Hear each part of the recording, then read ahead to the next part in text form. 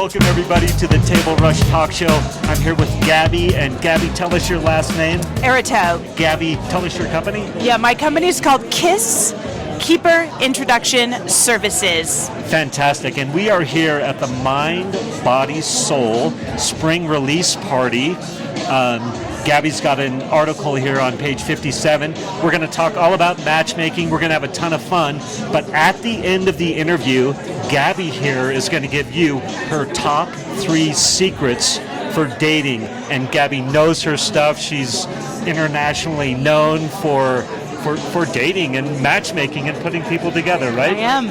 Fantastic. So we're going to have a ton of fun and stay to the end so you can hear the top 3 secrets. So yes, you have an article. Gabby here has an article in Mind, Body, Soul magazine, the spring edition, for matchmaking, a unique process of personal discovery. We'll just hold that up close. And I am just dying to know, how does one get in the matchmaking business?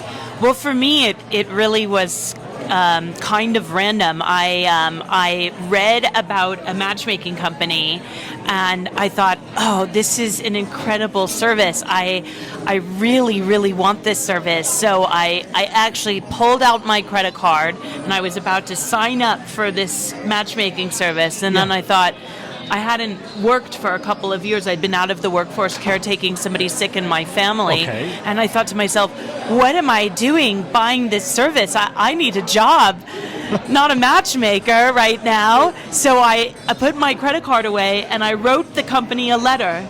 And I said, I just read about your company. I think this service that you offer is an incredible service, and I think I should come work for you. And they called me the next day. They hired me that week, and I became the top matchmaker at that company for the next 4 years. And then I left that company and opened up my own matchmaking firm. Wow. And when was that? What how long ago did you... About 7 years ago. Oh, 7 years ago is when you opened your current... No, that was 2 years ago. Okay. That I branched off and opened my own matchmaking company. So I work here in Aspen, but I also work nationally. Okay. I even can work internationally, but I'd say the majority of my clients are places like New York City, Miami, Los Angeles, San Francisco, and then I also take people here in Aspen. I have some clients in Telluride, so I do some ski towns, but largely Denver. I work a lot in Denver, but I work a national matchmaking business from right here from the Willits area of the Roaring Fork Valley. That's amazing. And do you have a specific niche within this territory? Like who's your favorite to matchmake? So, I would say the majority of my clients are men. Okay. Not always, but most of them. They tend to be in their 40s, 50s, and 60s. Okay. But I have a client right now who's 73, and sometimes I've also taken clients who are in their late 20s. Typically, someone in their early 20s isn't looking for a matchmaker. Yes. And generally, sometimes they have been married before and they're divorced with kids. Sometimes they're looking for their first spouse to get married, maybe have children. Yeah. So it can really run the gamut. Yeah. And then occasionally I also take women. Okay. And the other thing that happens with me is if I can't take somebody onto my own client list for any particular reason, another thing I do is I match them with the right matchmaker for them. So basically, just about anyone who wants matchmaking services could give me a call and we could probably get you to the right place. Fantastic. And then are you finding typically that your 40, 50, 60-year-old male, is he super busy executive, so he's like, hey, I want to offload this to you, or what's going on there? I definitely have some clients who are used to outsourcing all kinds of things in life. Who are very ultra successful. I mean, I would say it runs the gamut. My clients last year I had a parole officer. So, he was a parole officer who made some extra money on the side through Airbnbs. Yeah. I also have clients who are managers of hedge funds, really big movie producers, lawyers, doctors. So it can really run the gamut in terms of the type of person who comes to me. But I always tell people, matchmaking is a luxury service. People who are coming to me generally have some expendable income. Okay. I don't think matchmaking is the right thing to do if you're, really struggling to, say, make rent. Yeah. It tends to be for people with a little bit more comfort in their financial situation. Okay, great. That's a good tip, I think. Yeah. When you started, when you put your credit card back in your pocket, Yeah. and you're like, I want to work for you, and they say okay, and it sounds like you had success right away. I did. What is it where you're like, oh my God, I found this is what I was meant to do? Like, how does that question make sense? Yeah. When I look back upon my work history up until this, I almost always had been in some kind of agenting. So I had worked at the William Morris agency in Los Angeles, working with movie stars, and then went through their merger to WME. I had worked at other agencies before then, smaller agencies.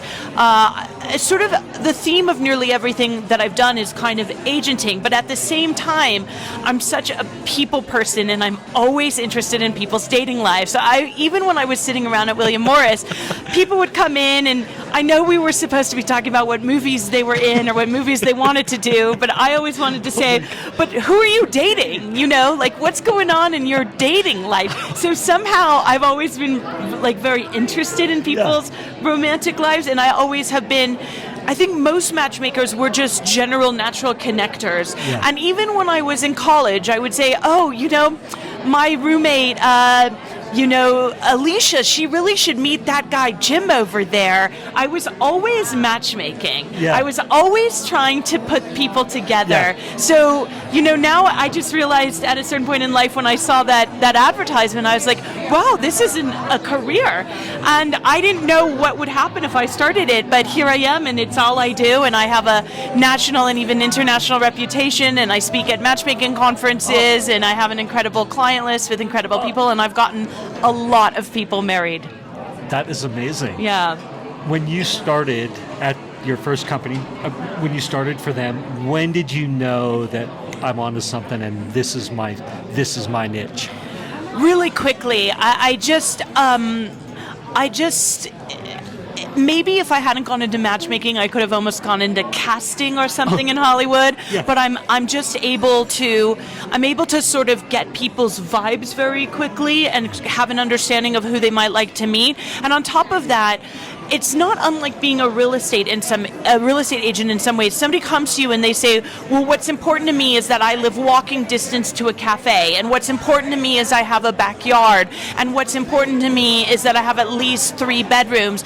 And I've always been very good at just hearing what's important to people and being able to, incorporate their wants, needs, and desires. And sometimes people will come to me and I'll have to do a little correction with them because what they're asking for, I know just really isn't the right direction for them in the dating world. So there's a little bit of an interplay with me and my clients around making sure that we're on the same page. And if somebody and I aren't on the same page, then they're just probably not the right client for me. Yeah, and that's okay. Yeah, that is okay. Yeah, and it sounds like, as you said at the beginning here, if they're open, you have a place to send them. You're like, hey, try this service, or meet my other matchmaking friend, or what have you. Yes.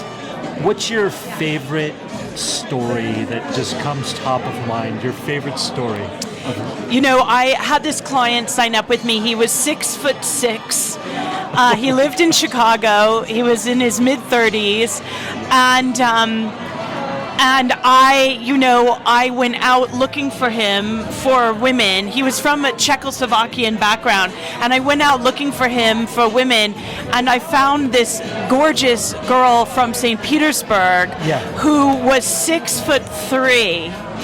And when I got her phone number, I called her and I said, I think you might like this guy that I've got as my new client because you actually, even at 6'3", could wear a little heel if you wanted to, and he'd still be taller than you. She said, I'd like to meet him. And I actually put them, she was in Newark, New Jersey. I had originally been looking in Chicago, but I hadn't seen anyone that I really thought was right for him. I found this girl in Newark. I called him and said, would you be open to meeting somebody who maybe didn't live in Chicago? Yeah. And he said, I'm open. I don't have any ties here that are binding me to this city. It's a great city, but it doesn't really matter to me, and maybe someone could move here. So I put them on a video call. He flew to Newark the next weekend. He flew her to him the following weekend.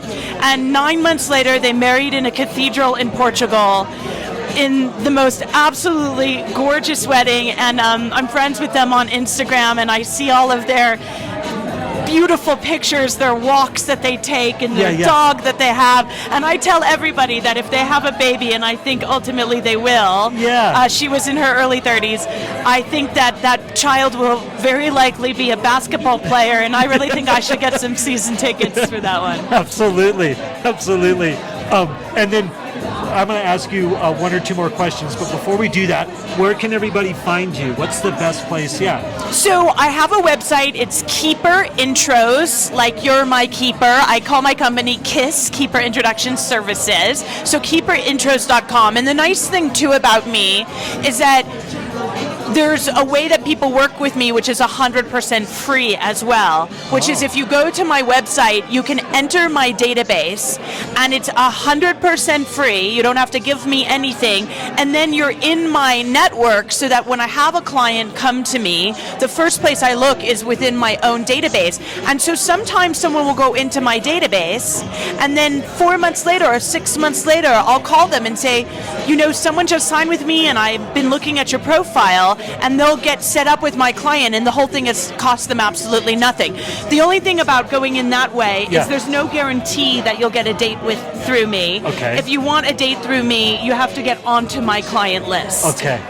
So there's free entry, and then it's almost like an upgrade, or... Yeah, and then there's actually being my client, who I'm working on behalf of finding that client dates. But I always need a database, and you never know. You really never know. It's always surprising to me who enters my database, that maybe I look at when they first enter and I think, I don't know if I'll ever be able to send that person out. But lo and behold, 8 months later, they're the person that I'm calling. So for people who aren't ready to have a matchmaker working on their behalf, it's, you behoove yourself just to go on into my database. Why not? But why not? you have to be single. You have to be single. You can be separated. Okay. In the midst of a divorce, that's okay. Okay. But you have to be living separately. Okay. And you have to be single to work with me. Okay. Period. End That's of right. story. End of story. Okay, very good. You have to be single at least separated.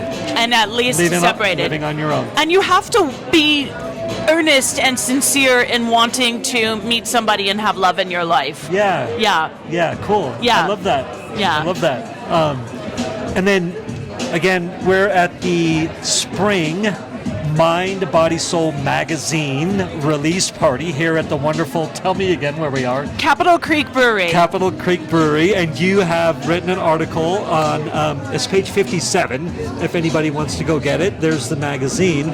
But quick, if you could tell me, for anybody who's out there dating and maybe they're not ready for a matchmaker service, or maybe they're doing both, what are your top 3 secrets for somebody who, let's say they're new to dating. They're like, I just left my relationship and I want to get back in the fray, or, what are your top 3 secrets? I think one of the most important things is people put a lot of pressure on themselves on a date, makes them very nervous, and there's all this focus around, well, is this going to be the person, and what are they going to think of me? And this is very much what my article speaks to. Okay. I think it's incredibly important to take your focus off of that, and if you just approach the date as, I'm a human being, connection is natural for human beings, and I'm going to go out, I'm going to meet another face of humanity, and I'm going to find the place that we connect. That's all it has to be. Really, that's all it has to be. And what's interesting is once you stop taking all that, that focus on, is this a person, and all the pressure that comes with it, and you just keep your focus on having a nice time and connecting, somehow a lot of that natural stuff will just fall into organic place for you. So I'd say that's number 1. Number 2, it is important to put your best foot forward when you date.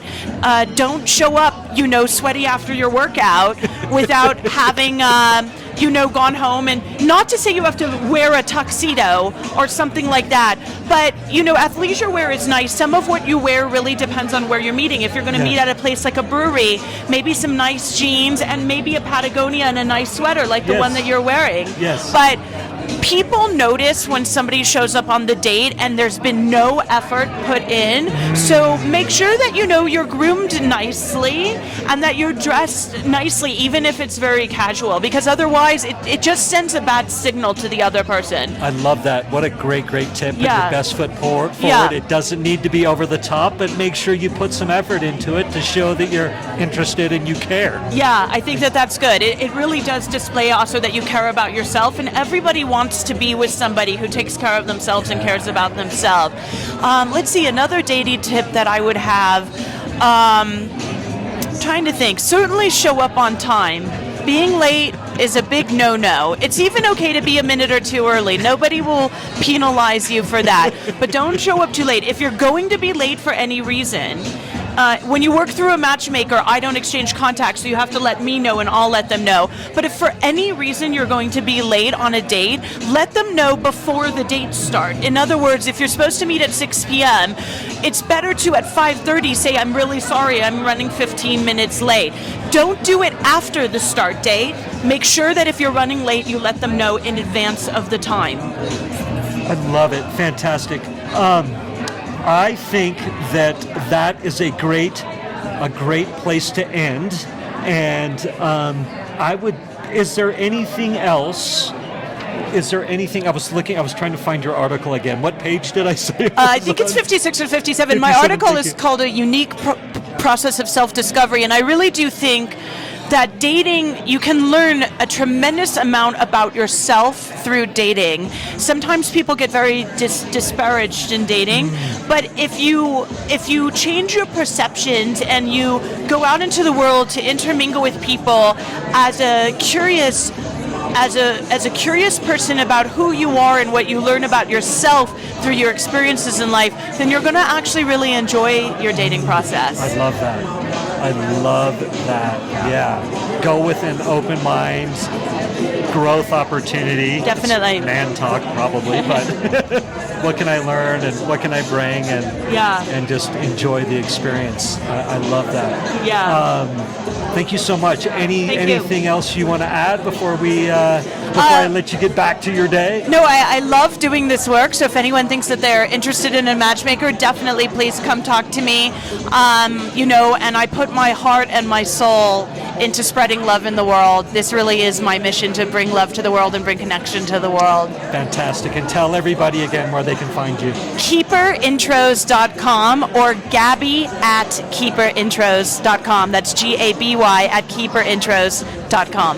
Gabby, beautiful. Thank you so much. Thank you. Ton of fun. It's been fun. And hopefully we'll see you again. I hope so. Okay.